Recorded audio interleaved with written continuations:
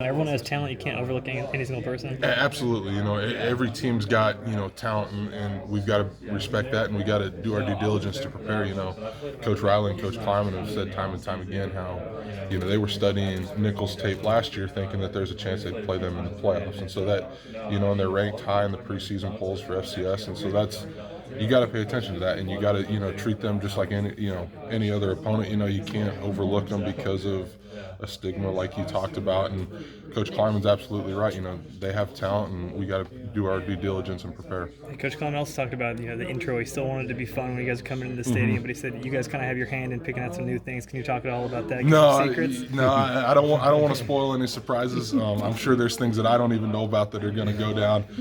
But from what I know, it's going to be something special, and it's going to be something new. Cool. Thank you. What has it meant having Coach give you the ownership, like that as an example, but bigger things within this program? It means a lot, to everybody. I think it, helps motivate guys, because they have a say, they have a stake in what's going on. And, I know there's a lot of guys that are more invested maybe in the past just because of they have a sense of, it's ours, and you have control over things like that. Sorry if you've been asked this, but the South Dakota game last year, of course, you guys could have lost. Does it help to have that memory still in your mind as what an FCS team could do in the season opener? Yeah, that's something that is still fresh in a lot of people's minds, and that's something that, comes up, and, coaches remind us of that, and we remind each other of that. Right. Nichols is going to be a great opponent. They had a run late into the playoffs last year. They're ranked high again this year in the preseason polls, and they're a team that is going to have talent, and we got to prepare for that.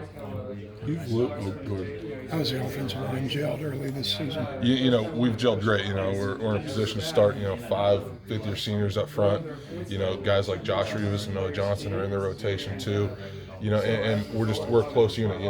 We've gelled really well. We communicate really well, and I'm excited to see how that translates into the game. And how's it worked practice-wise with 7 or 8 guys rotating in and kind of getting that same feel? Yeah, it's something that was new when we first started implementing that in the spring, just because we're not used to working with that number of guys. But the way the rotations get set up, it gets set up in a way that I'm playing with all 10 of the 2 deep. So you get used to getting reps with someone at right guard, and the other guy at right guard, and the rotation is set up in a way that you get comfortable with playing everybody. What kind of player is Nick Leonard's at tight end? Nick's a great guy.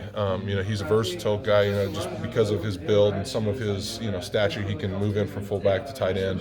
He's got great hands, and so when you put him out on pass routes, he's able to catch those balls that maybe a traditional tight end maybe has a little more struggle with.